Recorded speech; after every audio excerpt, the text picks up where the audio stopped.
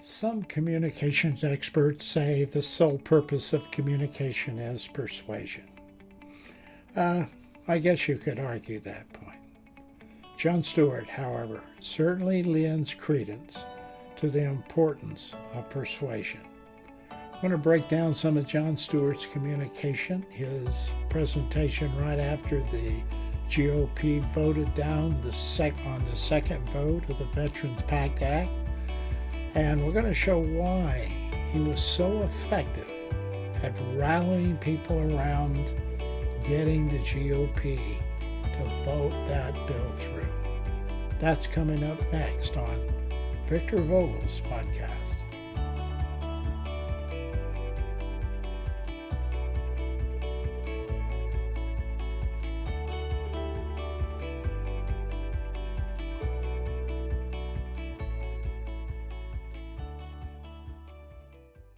Now, some say Jon didn't have any influence on GOP senators, and that might be the case, but, that might be because no senator came out and said they didn't vote for the PAC bill the second time because they were punishing Schumer and Manchin for coming up with a Biden bill and agreeing upon it in between the first and the second vote. The GOP thought they had Manchin in the bag, but they didn't. What a surprise. So, Jon Stewart is a comedian. He's a talk show host and an avid activist. He jumped into the fight when the Veterans Bill designed to help burn pit victims in the military really didn't pass. And GOP senators withdrew support for the bill after a minor revision in the first vote. On the second vote, they withdrew, and they didn't change the document significantly. They just withdrew. Before we review Jon's persuasive communication, let's take some time to maybe understand what makes a compelling argument. Persuasion isn't new. Plato, Aristotle, and Socrates used persuasion in Greek debates thousands of years ago. Socrates was the first to introduce some structure to creating a persuasive argument. He introduced egos, logos, and pathos. Egos is about the speaker's credibility. Certainly Jon had that. Logos focuses on the presentation, and that's where facts are ordered in such a way that the receiver, the audience listening to the presentation, could predict the next point. Predictability allows the audience to focus on the facts and the data instead of spending time trying to guess what the speaker is going to say next. Finally, the speaker must stir the visceral emotions. That's pathos in the receiver and or the audience. And during the presentation, people didn't just hear the truth from facts. Those facts created anger or love or fear or despair or excitement to the point of wanting to take action. We often see this in crowds that scream out chants after a speech like "lock her up," referring to Hillary Clinton at the Trump rallies in 2016 presidential election. Communication experts have several theories describing persuasive arguments. They're answering the questions like what, how, when, where, and why. And I will mention a few tied to persuasion. Won't go in depth and we won't cover all of them, but I want to leave you some reference material so you can go in the description so you can go look it up yourself and do a little more research, and you should. It's worth your time.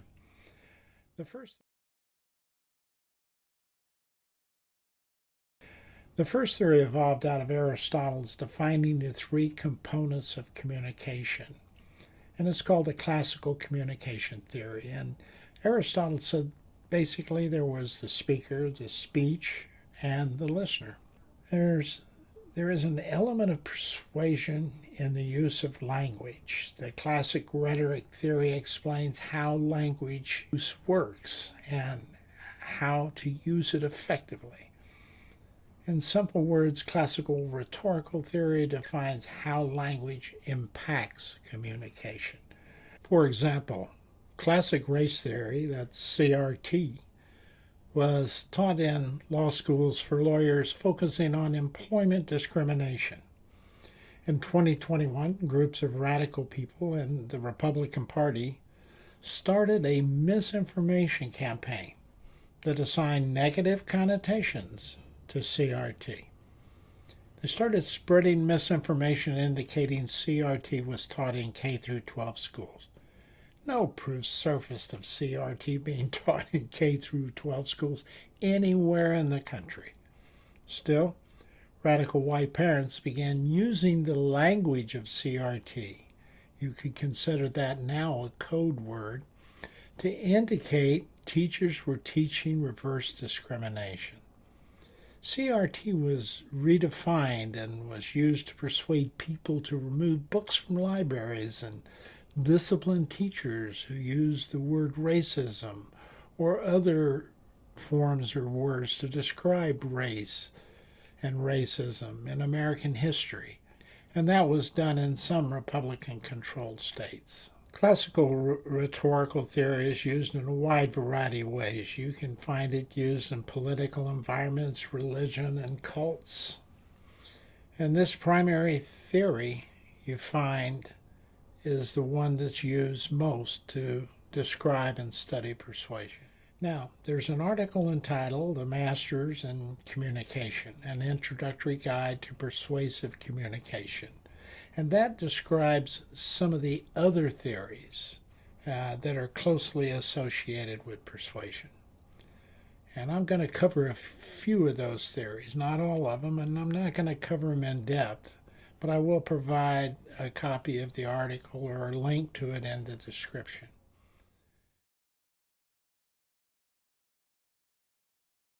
Let's start with cognitive dissonance. Generally speaking, human beings prefer to maximize their internal psychological consistency of their cognitions or thoughts.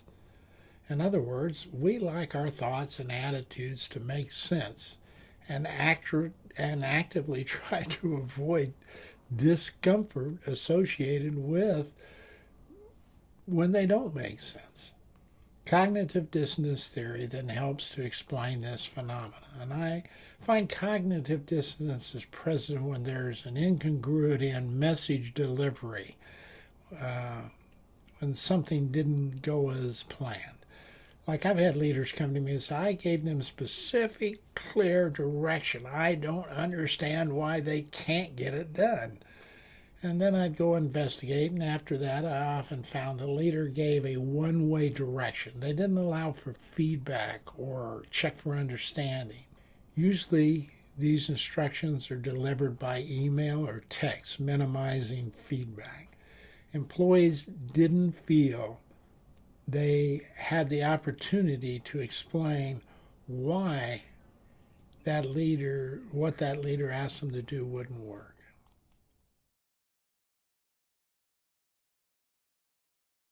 Now, reason and action theory, specifically, this theory suggests that someone is more likely to engage in the behavior if they already were going to do it anyway.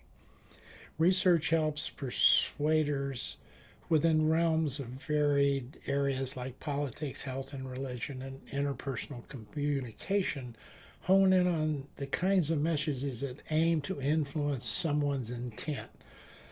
There's ample empirical evidence supporting the theory of reasoned actions, which is considered by many to be unquestionably the most influential general framework for understanding the determinants of voluntary action, or people reacting to what you tell them to do. We can see this in Trump focusing on supporting militia and white supremacists who already want and desire to change the government. And they would even go to the point of overthrowing the government if necessary. Of course, they believe Trump, and Trump picked those groups for those specific reasons. He was able to sense out that need they had. Social judgment theory.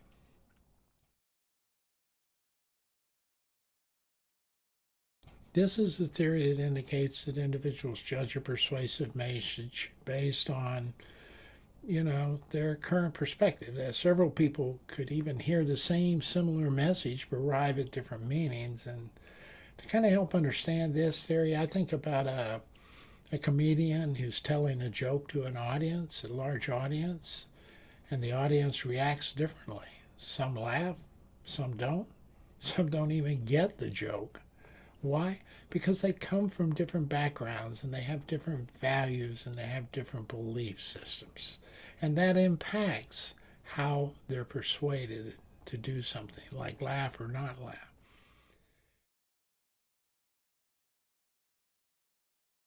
Now, inoculation theory, nearly everyone has experienced inoculation since the 2020 pandemic. You receive a small amount of vaccine and you're inoculated with that vaccine, and that trains your body to react to a bigger attack like a major COVID-19 attack. Like vaccines, communication inoculation suggests that people be exposed to small amounts of communication and that will spread throughout the larger group to sort of protect that group from unwanted intrusions of communication from the outside world, like in cults. Radical right parents of children in K through 12 schools were fed propaganda that suggested CRT was taught to their children. The propaganda was injected into these groups in small amounts in the hopes it would spread. The propaganda messages about CRT would lead the parents to vehemently reject any facts proving there was no racism taught in K through 12 schools. By and large, research continues to support the underlying premise of inoculation theory, and the implications of this theory are indeed profound. Persuasion communication researchers examined attitude inoculations in marketing, political, religious, and even cult contexts, suggesting various associated techniques to get this done. It's a very powerful tool for defending and protecting against outside communication trying to destroy what you've developed. On the one hand, inoculation theory helps develop children's critical thinking skills, aiding them in seeing through deceptive commercials and resisting pressures like smoking. The smoking campaign was an inoculation theory campaign. On the other hand, religious fundamentalists and cults utilize attitude inoculation into the indoctrination process by forewarning members about how families and friends will attack the cult's beliefs and providing them counter arguments to employ during that time to prevent those people from convincing them to leave the organization. Now, I've had a personal experience with inoculation theory while I was inside an evangelical cult church. Each week, the pastor emphasized at some point during the Bible teachings that he and his congregation were the only ones who would understand the truth about the Bible, that he, the pastor, was divinely inspired directly from God to teach what he was teaching. He was very logical and very emotional. Within this cult, we were discouraged from social contact from the outside. We used code words that did not make sense to anyone but the cult members when used outside of the cult environment. The pastor created code words to reinforce isolation, a doctrine of separation, if you will, and prove that only the pastor and the correct answers, he was the one who could tell you the truth. For example, the code word rebound was used to describe confessing your sins, instead of saying confessing your sins. Phase 3 describes the final heaven we'll be at after the rapture and judgment. If you were an outsider, you didn't understand these meanings. You were not in the know about God's plan. All of this information is injected into the congregation in small amounts and reinforces social gatherings, counseling sessions, teachings. Members were encouraged to use code words instead of direct scripture when describing something like confessing your sins. That's in 1 John 1:9. It's real simple. I never suspected I had been inoculated and boosted over and over to sustain this lie. It wasn't until I discovered the same pastor divinely inspired by God, plagiarized all this information from other theologians. He was a fake, and I am one of the lucky ones who escaped a cult. So we can see from these examples how each theory plays out in real life. And let's watch and listen to some of Jon Stewart's message right after the GOP vote failed to pass the Veterans PACT Act the second time.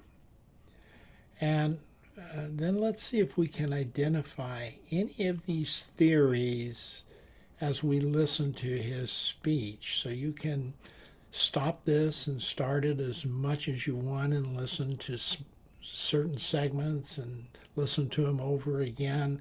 Go back and review what I've told you about these three or four, or I guess it's two or three communication theories. Kind of apply what you hear to what you're hearing Jon say and see if you can understand whether how this is used to be persuasive, how you could see what he said ignited a fire behind people out in the community, and because we had mass media, it went just nationwide quickly, and how that kind of pressure put back on the GOP forced them to come back and pass that bill. So I want you to take a look here at Jon's speech. Then I want you to pause that and try to do this yourself. Then come back in and watch the rest of this presentation because I'm going to kind of review it a little bit. And hopefully we're seeing the same things. If not, you can see what the differences are. Look them up yourself. This is how you learn to transfer concepts like theories and communication to the real world environment. If you can't do it by watching people or actually observing them in real life, you can watch them on videos. I mean, you can go back, by the way, and watch a lot of Trump's rallies, and you will see a lot of this working on the people. I mean, Trump did a really good job of persuading these people to come join him. He has created a national cult, and that was no easy feat to do.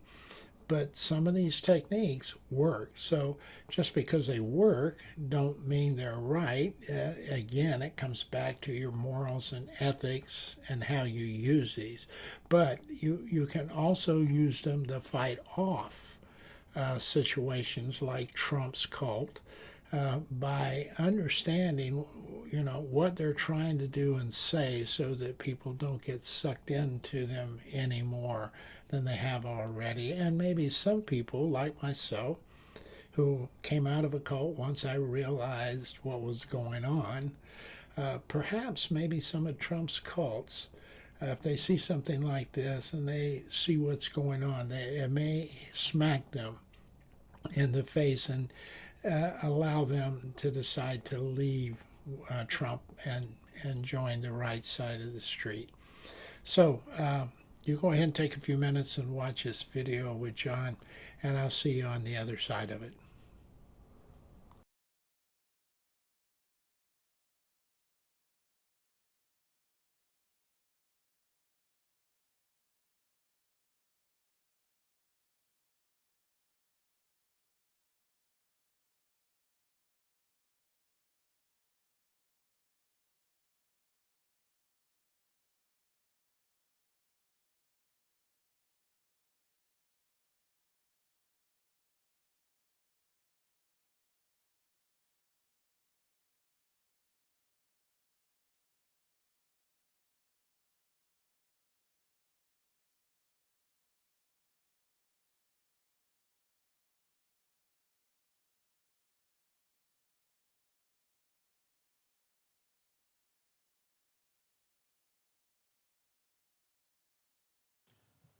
So ain't this a bitch?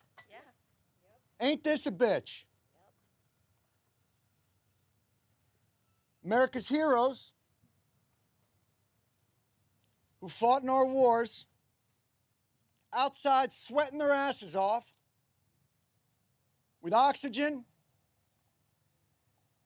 battling all kinds of ailments, while these motherfuckers sit in the air conditioning, walled off from any of it. They don't have to hear it. They don't have to see it. They don't have to understand that these are human beings. Do you get it yet? Do we see that these aren't heroes? These are men and women, mothers and fathers, sisters and brothers that we just let stand outside in the heat when they can't breathe. I'm going to read you something. This is beautiful. I'm going to read you something beautiful. You know what? I said a curse word and I'm sorry about that. That was my fault. Let me say something beautiful. This is a tweet from Senator Rick Scott of Florida from yesterday. It's beautiful. And I'm sorry about the cursing, and let me say something beautiful to make it up to you.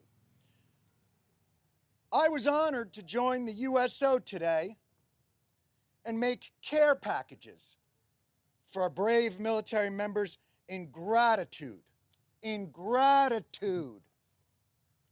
of their sacrifice and service to our nation. And there's a beautiful picture. I wish you could see it. He's standing with a little package. Did you get the package? I think it has M&Ms in it and some cookies. Didn't get it. And some moist towelettes. I don't even know, honestly, I don't even know what to say. I've been coming down here 10, 15 years. I'm used to the hypocrisy. Christina Keene will tell you from VFW. She sat in an office with Mitch McConnell and a war veteran from Kentucky, and he looked that man in the eyes and he said, we'll get it done. And he lied to him. Because Mitch McConnell yesterday flipped. I'm used to the lies. I'm used to the hypocrisy. Senator Pat Toomey won't take a meeting with the veterans groups. Sends out his chief of staff. I'm used to the cowardice. I've been here a long time. Senate's where accountability goes to die. These people don't care. They're never losing their jobs. They're never losing their health care. Pat Toomey didn't lose his job. He's walking away. God knows what kind of pot of gold he's stepping into to lobby this government to shit on more people.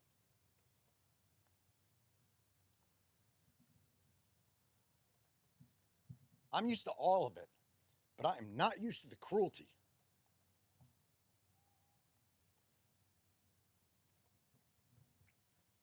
They passed it. June 16th, they passed the PACT Act. 84-14. You don't even see those scores in the Senate anymore. They passed it. Every one of these individuals that has been fighting for years, standing on the shoulders of Vietnam veterans who have been fighting for years, standing on the shoulders of Persian Gulf War veterans fighting for years, Desert Storm veterans, to just get the health care and benefits that they earned from their service. And I don't care if they were fighting for our freedom. I don't care if they were fighting for the flag. I don't care if they were fighting because they wanted to get out of a drug treatment center or it was jail or the army. I don't give a shit. They lived up to their oath. And yesterday, they spit on it in abject cruelty. These people thought they could finally breathe. You think their struggles end because the PACT Act passes? All it means is they don't have to decide between their cancer drugs and their house. Their struggle continues. This bill does a lot more than just give us health care. Gives them health care, gives them benefits, lets them live. Keeps veterans from going homeless, keeps veterans from becoming addicts, keeps veterans from committing suicide. Senator Toomey's not going to hear that because he won't sit down with this man. Because he is a fucking coward. You hear me? A coward. And like I say, I'm used to it. But this type of cruelty, on those that we say we hold up as our most valued Americans, then what are we?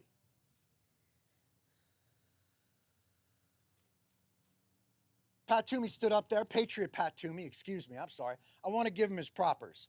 I want to make sure that I give him his propers. Patriot Pat Toomey stood on the floor and said, this is a slush fund. They're going to use $400 billion to spend on whatever they want. That's nonsense. I call bullshit. This isn't a slush fund. You know what's a slush fund? The OCO, the Overseas Contingency Operations Fund, $60 billion, $70 billion every year on top of $500 billion, $600 billion, $700 billion of a defense budget. That's a slush fund, unaccountable, no guardrails. Did Pat Toomey stand up and say, this is irresponsible, the guardrails? No, not one of them did. They vote for it year after year after year. You don't support the troops, you support the war machine. That's all you care about. He personally signed the proclamation to send me to war. Boy, they haven't met a war they won't sign up for, and they haven't met a veteran they won't screw over. What the fuck are we? Barbaric. It's barbaric. And now they're going to go away. Pat Toomey says, I've got veterans groups behind me. I call bullshit. These are the veterans groups. VFW, American Legion, IAVA, Wounded Warriors, DAV, AMVETS. They're all here. This is the veterans community, Senator. They don't stand behind you. In fact, you won't let them stand in front of you. He's a coward. Cowards, all of them. Cowards, all of them. And now they say, well, this will get done maybe on the after we get back from our summer recess, maybe during the lame duck, because they're on Senate time. Do you understand? You live around here. Senate time is ridiculous. These motherfuckers live to 200. They're tortoises. They live forever, and they never lose their jobs, and they never lose their benefits, and they never lose all those things. Well, they're not on Senate time. They're on human time, cancer time. Don't you have families? Don't you have people who are deciding how to live their last moments? I know some of them. They've been down here advocating with us. They spent their remaining time advocating so that other soldiers didn't have to face the indignities and the depravity and the desperation that they faced. And none of them will hear it. And none of them care.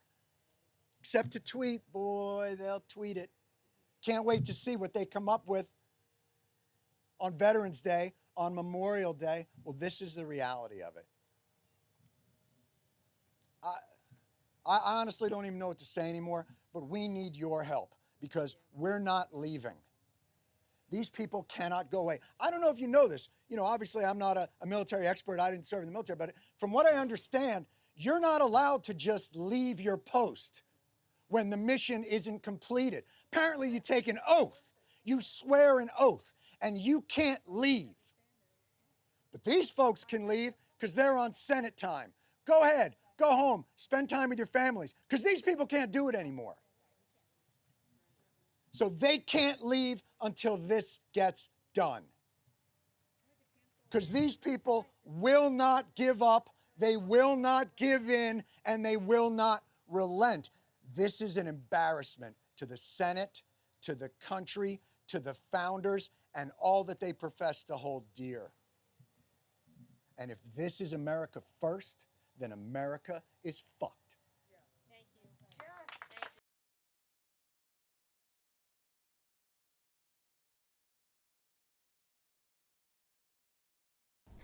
you. Okay, we're going to take a moment and try to record this and see what happens.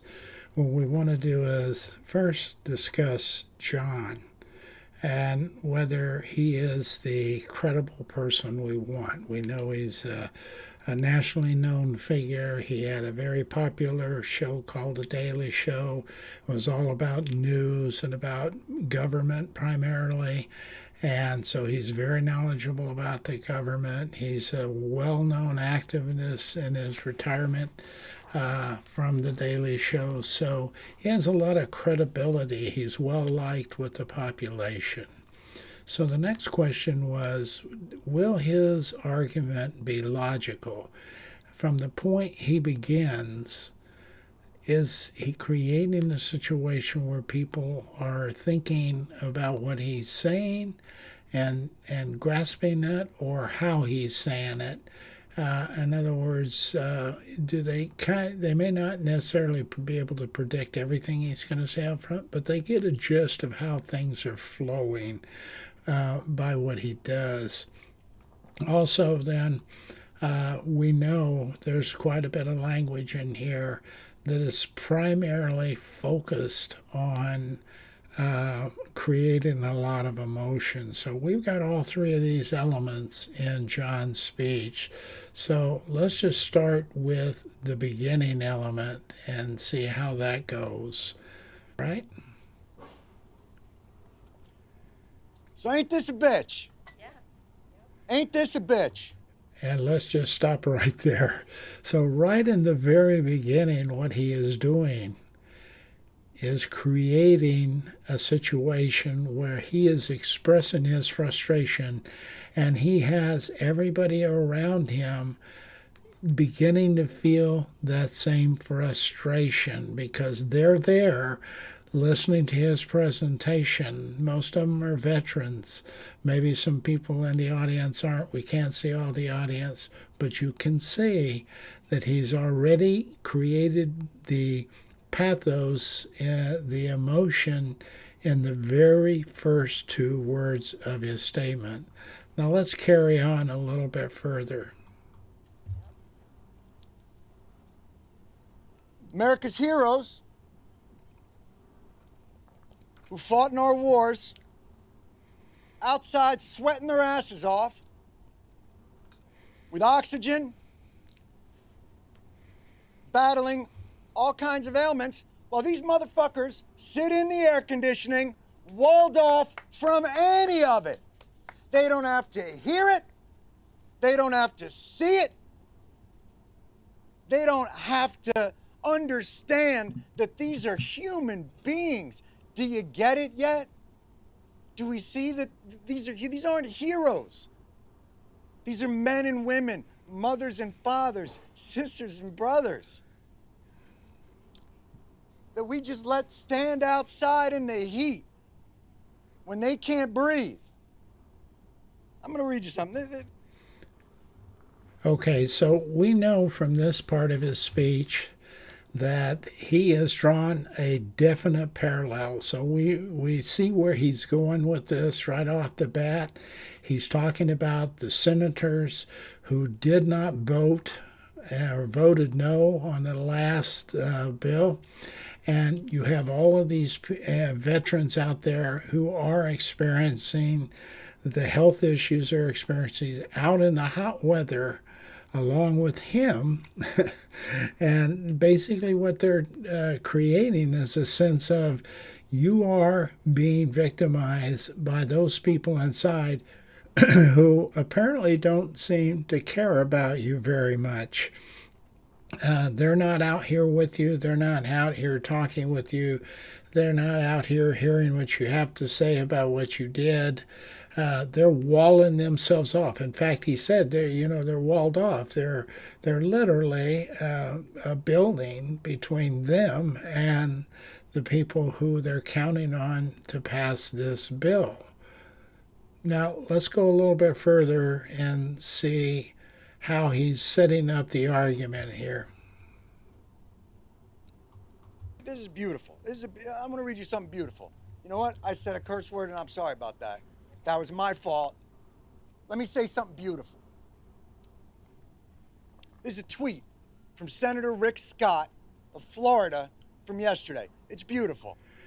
Now, I will tell you right now, the fact that he mentioned Rick Scott's name, you can almost predict these people are feeling a sense of irony in that statement. And so what they're almost predicting they're not going to hear something positive. So now they're going to listen to what that is. And I'm sorry about the cursing, and let me say something beautiful to make it up to you. I was honored to join the USO today and make care packages for our brave military members in gratitude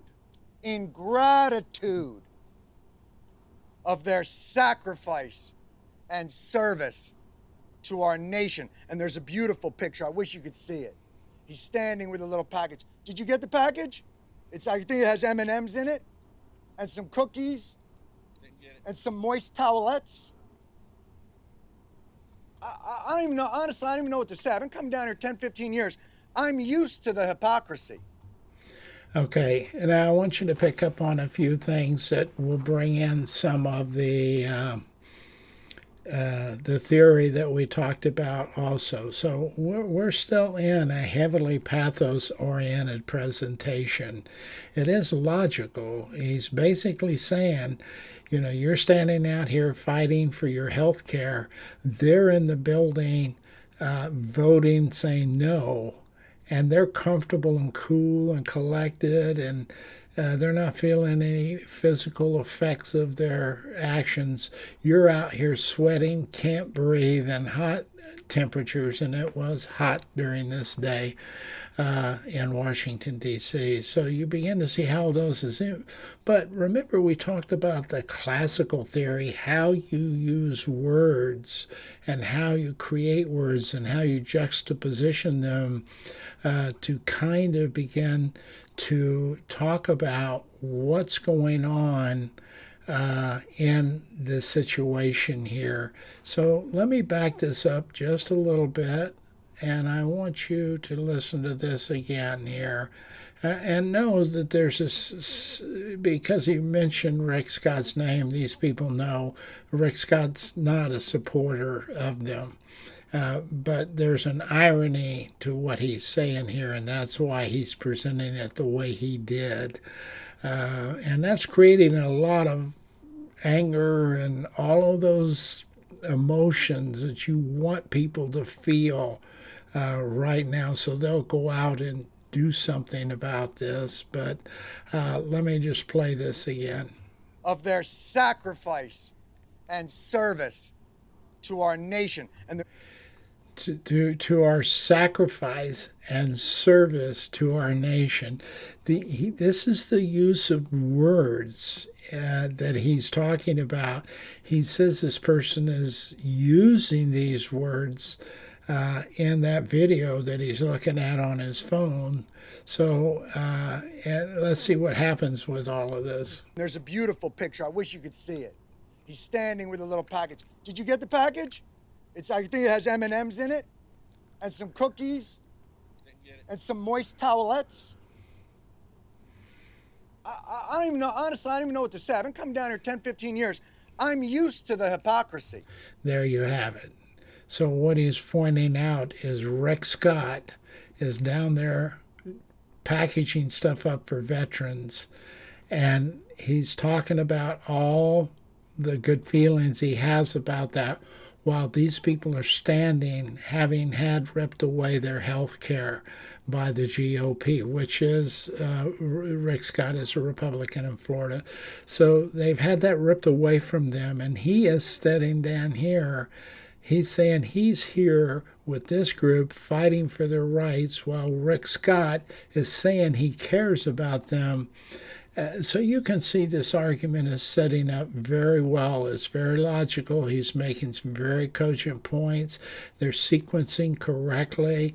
He think he's down there saying he's helping vets, but he's really not. The vets don't need candy and moist towelettes. They need cancer insurance. They need this bill to pass so they have money to take care of themselves and can afford to take care of themselves.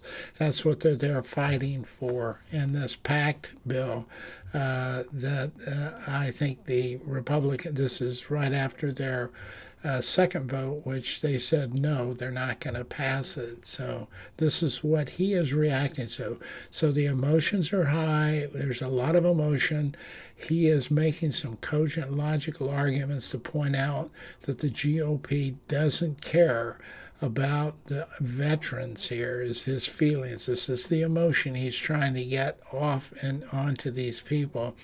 Now, this is not inoculation theory, because he is, in fact, broadcasting this to everybody in the country who will watch this video on mass TV. So he's not putting this out in small pieces. This is straight out. But there is the classical and the social judgmental aspect of this. These people who are hearing this his audience are the veterans for the most part, that need this attention and need this health care. So they're very much locking in. You'll hear that as you go through this a little bit. So let's play a little more and see where we are on this. Christina Keene will tell you from VFW. She sat in an office with Mitch McConnell and a war veteran from Kentucky, and he looked that man in the eyes and he said, "We'll get it done." And he lied to him. Because Mitch McConnell yesterday flipped. I'm used to the lies. I'm used to the hypocrisy. Senator Pat Toomey won't take a meeting with the veterans groups. Sends out his chief of staff. I'm used to the cowardice. I've been here a long time.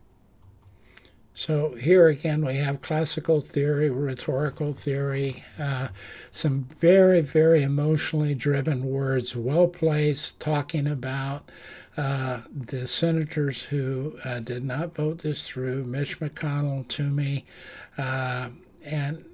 and basically what he's saying, when you use words like coward, when you use words like lies, he's a liar, and he's a coward, and then you put on top of that some highly emotional language, cursing.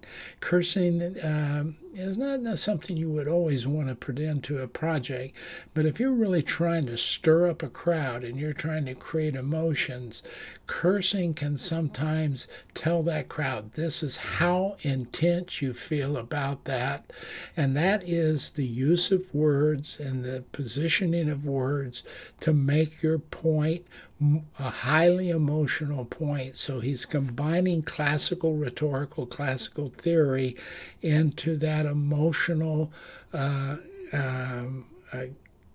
speech that he's doing right now.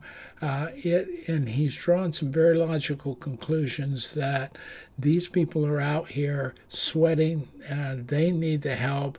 They're in there not sweating. They don't need the help. They're the ones that stopped it, and he's saying that's an absolutely wrong thing to do. So we'll play into this a little more. Hopefully you're picking up on some things that you were talking about, the judgment aspects of it, certainly the classical theory has played into this.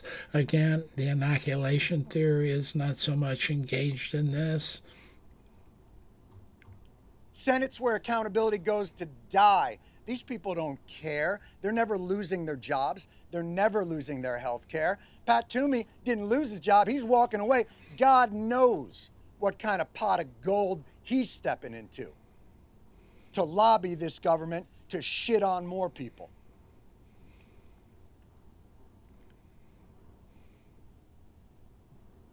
I'm used to all of it, but I am not used to the cruelty.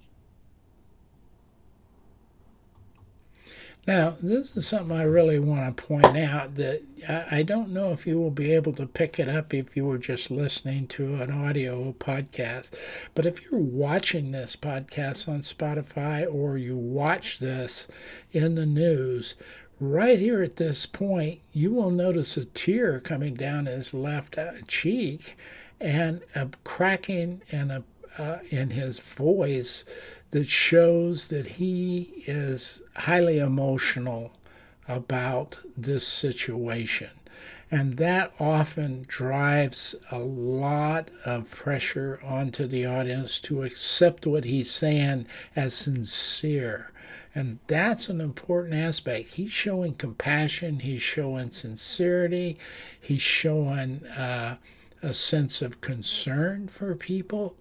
That's all coming through in not only the words he's using, the logic that he's pitting. He's literally pitting the GOP senators against the veterans. And this is a group of people who said they have always backed veterans. So you can see how this is playing out. Let's go through it a little more. They passed it. June 16th, they passed the PACT Act. 80. Now, I want to stop right here just for a second because I forgot this was where we were in the film, but this is the setting up of the logic about why they are wrong, what the really turnaround that the GOP members were trying to talk about in the news that they couldn't. They couldn't justify anything they did. And this is why. This is the logic part of the speech that really lines up real well, that gets people hooked into the idea that, yeah, this is what's going on. 4 to 14. You don't even see those scores in the Senate anymore. They passed it. Every one of these individuals that has been fighting for years, standing on the shoulders of Vietnam veterans who have been fighting for years, standing on the shoulders of Persian Gulf War veterans fighting for years, Desert Storm veterans, to just get the health care and benefits that they earned from their service. And I don't care if they were fighting for our freedom. I don't care if they were fighting for the flag. I don't care if they were fighting because they wanted to get out of a drug treatment center or it was jail or the army. I don't give a shit. They lived up to their oath. Now, this is very important. These people lived up to their oath. They did what was asked of them to do, and they honored their oath. There's a lot of criticism on the GOP right now for not living up to their oath as senators, for not taking care of the people who they represent. And so this is a very cogent, another very logical point in the process, that, you know, you have a lot of emotion, a lot of emotion, a lot of logic coming in this presentation. It's a very short presentation. It's only 9 minutes. And he's packing a lot of powerful stuff into that. And that's what really, when it hit Twitter and it went all over the mass media, this is what is driving all of the people to get back and criticize the GOP senators and push them towards changing their mind quickly, not 2 weeks, 4 weeks, 6 months down the road, but now. And that's what's driving this. That's the power in this presentation. So let's listen to a little more. And yesterday, they spit on it. Oh, you can't get any worse than that. They're spitting on the veterans.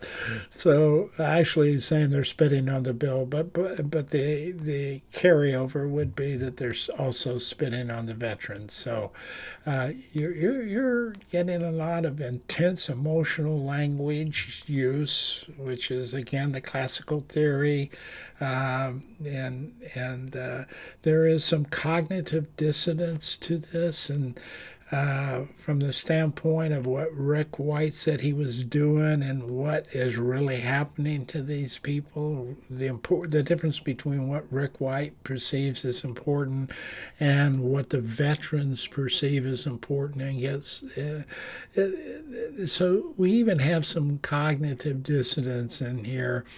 So nearly every one of the theoretical perspectives you can pick up just watching this video, and that all of these add to why this video was so potent, and this speech, not the video, but just the speech in general, was so potent and so powerful and riled up so many people to take action, to call their congressman, to tell everybody, look, I don't care whether you're a Democrat, Independent, Republican, we don't give a damn. You need to pass this bill.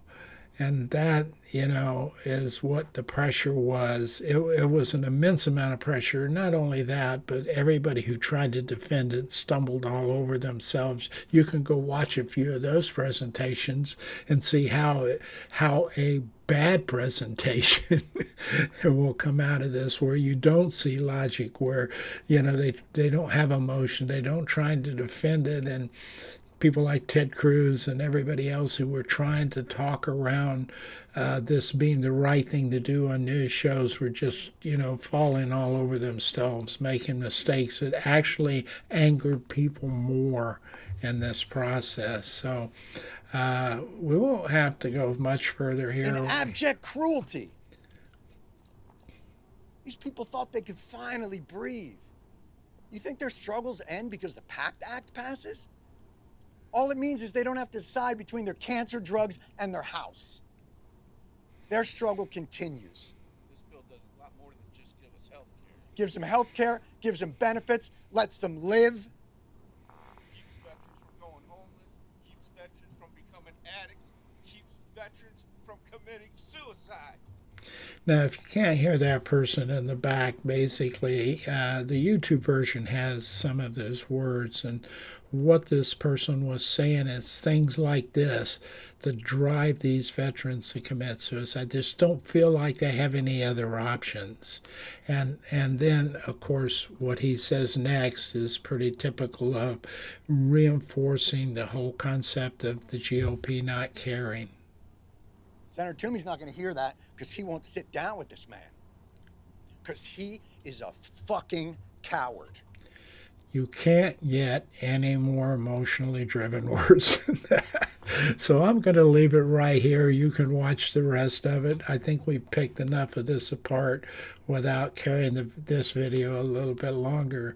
But you can see how the emotion of this whole situation enhances the presentation, how the logic was fitting extremely well.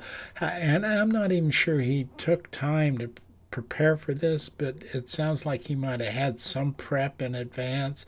But we see all of the three components: a credible, highly popular, highly dedicated advocate, media personality, a very credible person, presented a very logical argument about what the GOP did wrong when they voted no on this bill, and doing it with a tremendous amount of emotion that creates a visceral reaction in people to want to call their senators and to call everybody and touch everybody they talk to and say how horrible the GOP is doing this to our veterans, basically lying to their face by saying, we care about you, and packaging boxes, but not prepared to give them what they really need right now. And that's the health care when they come back from fighting wars and things like this. And this bill was really about the burn pit. There's more to it than that, but it was also recognizing what these people have been saying for so long is causing their illness, finally getting the validation of that, and then to have that ripped out from under them.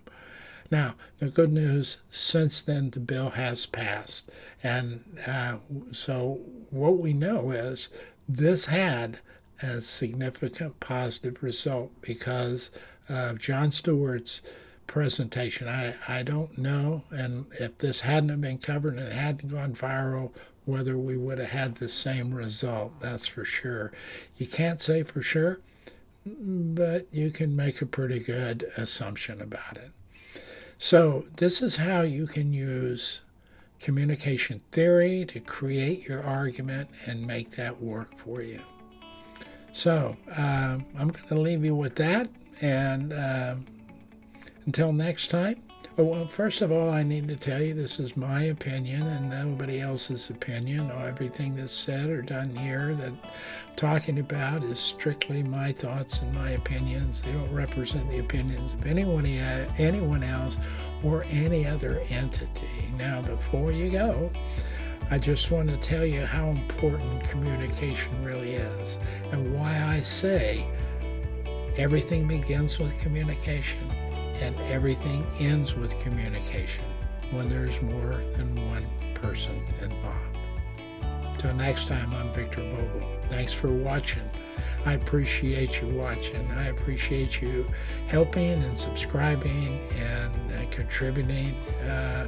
And that helps me to be able to try to help people understand how to communicate more effectively.